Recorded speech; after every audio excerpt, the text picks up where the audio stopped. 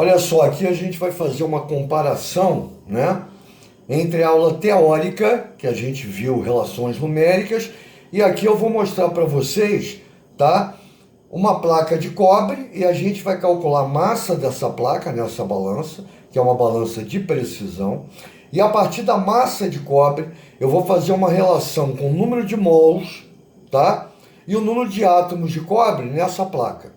Então aqui eu tenho cobre. E aqui eu tenho um sal. Não sei se dá para ver, deixa eu botar aqui, ó, tá? Cloreto de cálcio.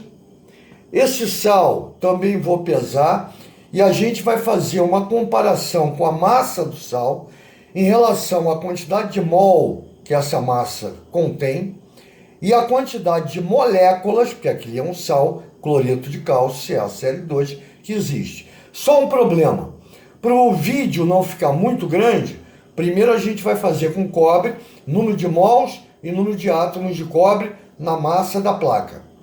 Aí a gente vai parar o vídeo, vai fazer um novo vídeo com sal, cloreto de cálcio, calculando o número de mol e calculando o número de moléculas, tá? Então olha só, no primeiro caso, eu vou pegar o vidro de relógio, vou ligar minha balança, ela vai zerar, tá?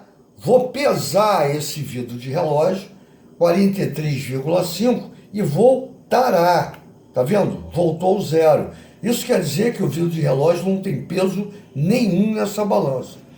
Agora eu vou pesar a placa de cobre, que deu 17,8 gramas. Então repara, eu tenho aqui no meu papel, vou colocar, ó, 17,8 gramas. Essa é a massa que eu tenho. Massa da placa, eu vou tirar isso aqui, 17,8 gramas. Primeira coisa, a massa molar do cobre, ou se for um caso de uma questão de vestibular ou qualquer exercício, ou vai ser dado no texto, tá? Ou, caso não seja dado, você vai na tabela periódica e acha a massa molar do cobre. No caso aqui, 63,5 gramas por mol. Essa unidade é fundamental. Isso quer dizer que em 1 mol de cobre, eu tenho 63,5 gramas. E aí eu trouxe isso para cá, tá vendo? Porque eu quero justamente calcular o número de mols de cobre na massa da placa. Então eu tenho, pela minha unidade, gramas por mol, que 1 mol de cobre, eu tenho 63,5 gramas. Na massa da placa, que a gente acabou de pesar, eu tenho X. Fazendo a conta, eu vou ter que isso aqui é uma regra de 3. X vai ser igual a 1 vezes 17,8 dividido por 63,5. Então, quando a gente faz essa conta, a gente vai achar, ó, 0,28 mol de cobre. Está aqui, ó. Então você já tem a primeira relação. 17,8 gramas de cobre corresponde a 0,28 mol desse metal. O nosso segundo cálculo, em relação ao cobre ainda, vai ser para calcular, quando eu pego a placa, tá? Isso aqui, se eu pudesse ver, tá? Quantos átomos de cobre eu veria aqui dentro. Claro que é uma quantidade enorme, não dá nem para... Então antes a gente faz o seguinte, ó. Eu já sei que 1 mol de cobre, eu tenho essa massa, 63,5 gramas. Lembra da massa molar? 63,5 gramas por mol.